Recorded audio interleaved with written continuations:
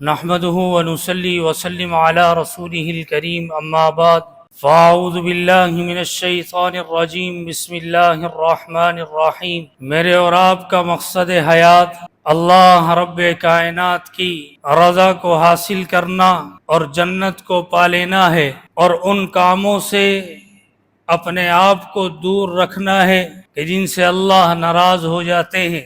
آج اس موجودہ دور کے اندر ایک ایسا عمل، ایسی گندگی، ایسی نجاست ہر خاص اور عام کو لگی ہوئی ہے، ہر ایک مجلس اور ہر ایک محفل میں موجود ہوتی ہے، کہ جس عمل کے بارے میں قرآن نے بہت ہی عجیب اور سنگین انداز میں جس کو بیان کیا ہے۔ اللہ کا فرمان ہے، تم میں سے ہر ایک دوسرے کی برائی کو بیان نہ کرے، کسی کی غیبت نہ کرے۔ یہ ایسا کام ہے، یہ ایسا کراہیت والا عمل ہے، جیسا کہ ایک مسلمان کسی دوسرے مسلمان کے گوشت کو کھائے، اور وہ بھی مردار، مرے ہوئے کے گوشت کو کھانا۔ ایک تو انسان کے گوشت کو کھانا کتنا کراہیت والا کام، دوسرا وہ انسان جو بھائی ہو، تیسرا وہ مردار ہو، ایسا کہ جیسے اپنے مردار بھائی کا گوشت کھانا۔ اور غیبت آج مجھ اور آپ میں کتنی عام ہے کہ ہر دوسرا آدمی اس کے اندر مبتلا ہے، اور اس کا کرنا اتنا ہلکا اور اتنا معمولی سمجھتا ہے۔ غیبت ہے کیا؟ جناب محمد رسول اللہ صلی اللہ علیہ وسلم، ایک صحابی نے عرض کیا، رسول اللہ صلی اللہ علیہ وسلم غیبت کیا ہے؟ آپ علیہ الصلوۃ والسلام نے فرمایا، غیبت اس چیز کا نام ہے کہ تم اپنے بھائی کا ذکر کسی دوسرے کے سامنے، کسی دوسرے مسلمان بھائی کے سامنے ایسے ذکر کرو کہ اگر جس کا ذکر کیا اس کو وہ بات معلوم ہو تو اس کو وہ ناگوار گزرے، وہ برا محسوس کرے، اس کے دل پر چوٹ لگے۔ پھر صحابی عرض کرتے ہیں، یا رسول اللہ صلی اللہ علیہ وسلم، اگر میں جس بھائی کا ذکر کر رہا ہوں واقعتاً اس کے اندر وہ برائی ہو، جناب محمد رسول اللہ صلی اللہ علیہ وسلم نے فرمایا، غیبت اسی کا نام ہے کہ کسی کے اندر کوئی عیب ہو اور اس کے عیب کو تم دوسرے کے سامنے بیان کرو، اور اگر تم نے عیب نہیں ہوا وہ بیان کیا تو اس کی نسبت، اس کی جھوٹ کی طرف اس کی نسبت کی، اور یہ بہتان ہے، اور پھر وہ بہتان اس سے بھی بڑا گناہ ہے، اس سے بھی بڑا گناہ تم نے کر دیا۔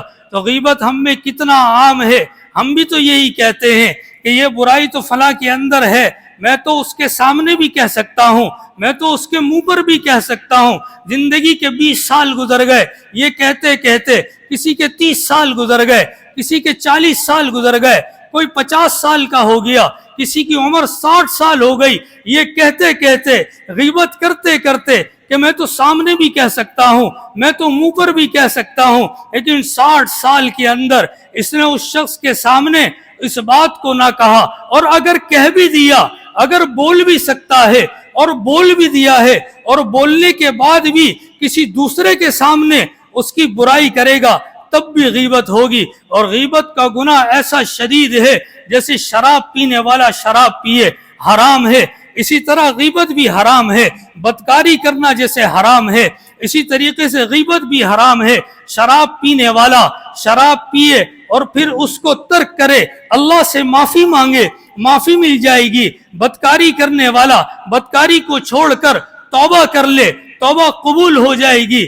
لیکن غیبت کرنے والا جب تک جس کی غیبت کی اس سے معافی نہیں مانگ لیتا، اس کی توبہ قبول نہیں ہوگی۔ یہ ایسا گناہ ہے، یہ ایسا گناہ ہے یہ ایسا شدید گناہ ہے کہ اس گناہ کے اندر مبتلا ہونے والا جنت تو کیا جنت کے راستے کو نہیں دیکھ سکتا.